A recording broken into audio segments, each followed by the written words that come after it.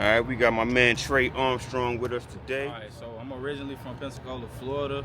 For those that don't know what that is, it's in the Panhandle, like right next to Mobile, Alabama. I moved here when I was about 8 or so, 3rd grade. We've been here ever since. Started doing music when I was like 14. Always loved music, just really started writing, rapping. Linked up with like one of my producers. Ever since then, I just been making moves with that. Really just trying to stick to the music, man. Stick to the heart and soul of the music. Alright, so probably around that time, Andre 3000. Like diehard Andre 3000 fan. Actually, he would be my number one, but he just don't drop enough music, man. He has stopped at a point and he only do features and flute music. You know, so it's like, but he was my driving force, him and Nas. And then I guess about 16, that's when J. Cole really started popping. And I didn't even like J. Cole at first, so that Who That song was trash to me. Like, it was the worst song ever. I was like, yo, who is this, bro? Like, I don't want to listen to this.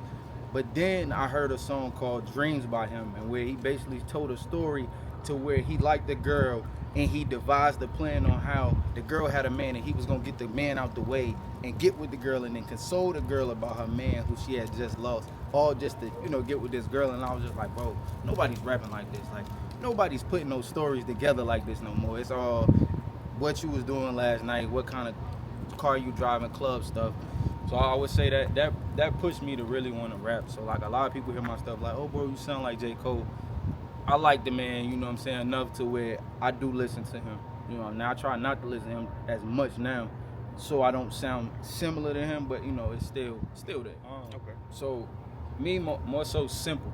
I love boom bap. I love storytelling. I love lyrics, but it's more simple. It's not as like I'm not diving deeper than the actual average mind can dive to come up with something so it sound cool to other people. You know what I'm saying? I'm really just saying what I feel, what's on my chest. It simple things, like real simple. I also don't cuss as much as other artists, so a lot of my music is clean. So it's where I could do a whole song where I don't need to do an clean edit on it, because there's nothing in there. You know what I'm saying? And I just, over time, I guess rapping to where I wanted my mom to hear my raps, I just didn't cuss, so it got to the point where I didn't need to cuss. Like, those cuss words are just bridge words for artists most of the time.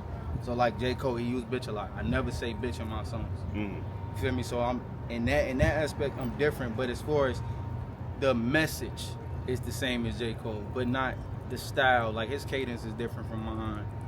He raps faster. I rap a little slower. It just, he does words. He do big words that make you think. I'm trying to get you to understand it at that point in time. I don't want you to go back and it's like, oh, well, I ain't get it then. Let me go back. Nah, because by that time, you don't want to listen to me no more. You don't want to hear what I got to say. But if I give it to you right then and there, not like a Drake, but somewhere in between the two. You know what I'm saying? Between Cole and Drake, that happy medium, as far as like lyrics go. But yeah, that's really it, man. Just simple. All right, so you watch Jimmy Neutron? I know what it is. I never really watched it. All right, so Jimmy Neutron, he was a brainiac. Basically, he was like the smartest guy. He was smarter than his teachers. He was smarter than his parents. Like, he literally was the genius. So I came up with the Jimmy bars because I'm a genius with the bars. You know what I'm saying? So it just something I just came up with. You know, you gotta have conversation with me to know that it ain't just gonna come and hit you in the point. You know what I'm saying? You gotta have that conversation. But yeah, that's really what it was. Because people, I guess when I started rapping and I actually showed people I could rap, they didn't believe it was me. Like, I say something and people be like, bro, that's you? Like, yeah, bro, I ain't about to rap nobody else's stuff. And I guess from that, people didn't believe in that I could actually do it. Because, I mean, I was to myself. I'm not the person that's going to be like, hey, yo, bro, I rap. Come check me out. I let my fans do that for me. Yeah. So I let people that's supposed to listen to my music and put other people on do it for me other than me saying, hey, yo, hey, come listen to me. Because then by me telling you, hey yo, come listen to me, you're thinking, oh well, he think he can rap.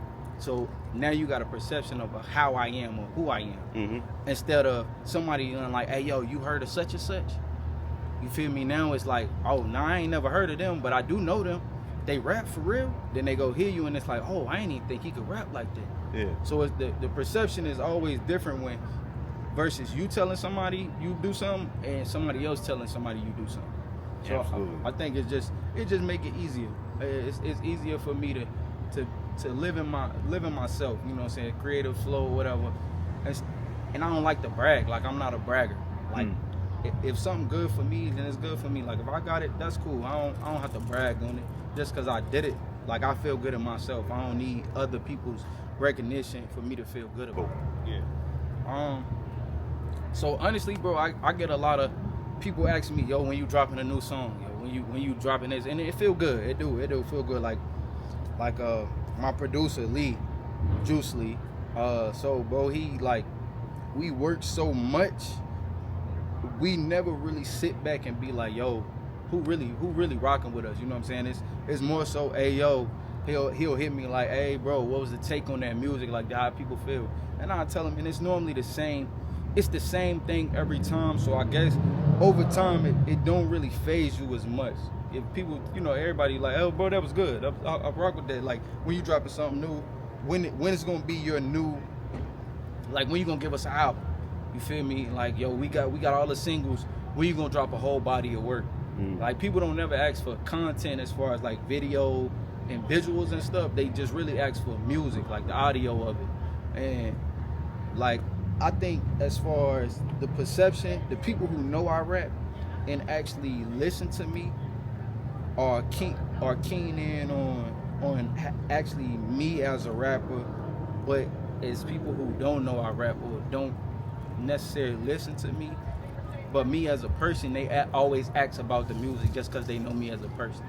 Not to like indulge in the music, but just to, because they know me, they want to feel like they supporting me, so they ask me about the music. But it's like, it really just depends, man. It's like a 50-50. You know what I'm saying? You could, like, 10 people could tell you, yo, hey, yo, when you gonna drop something, or yo, I love your music, but it's still millions of people that you ain't touched yet. So I say I've been trying to get there, like, reaching out to fans that don't live here. Like, that's not in my network. It's not close to me. Like, I be trying to get people in Japan, China, Brazil, and I actually got a couple people out in those different places. As of lately, I just took a trip to Japan in June. Met some people, talking about my music and stuff. Something I really don't do, but I did out there because I was in a foreign place. Right. People don't know me. You know, wrote my Instagram name on walls and stuff, so people follow me from that. Checked out the music, so now I'm constantly streaming in Japan. Oh, fire. You feel me? So it's like stuff like that, bro.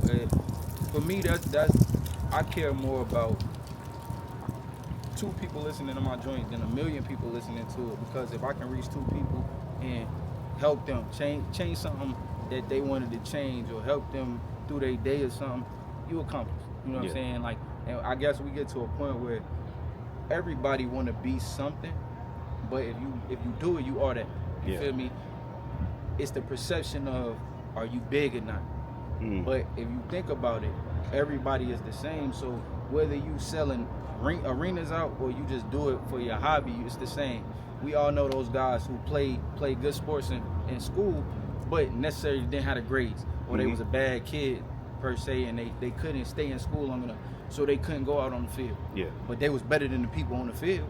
But just because, you feel me, you ain't get the opportunity, or you messed up the opportunity, you was not looked at as one of the greats. But you know what I'm saying, you still did it, and you still function at a high level. You're just not perceived as a big, like Big Crit.